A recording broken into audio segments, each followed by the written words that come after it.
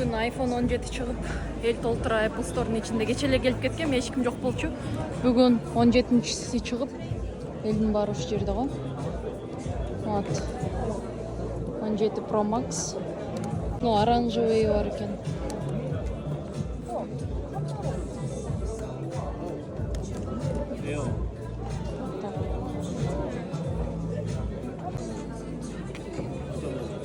Мындай варианты бар екен. Ну, аябай тонкий ғой, прям нереально тонкий екен, е.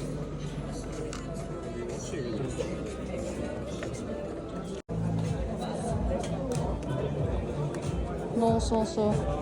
Білмеймін не екен. Вот, iPhone 17. Просто iPhone 17 ue.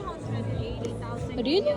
iPhone Air, iPhone 17 Pro, Pro Max. Мони, просто ли 17 ue? В общем, меня попросили купить два телефона iPhone 17 Pro Max, оранжевый цвет и так далее.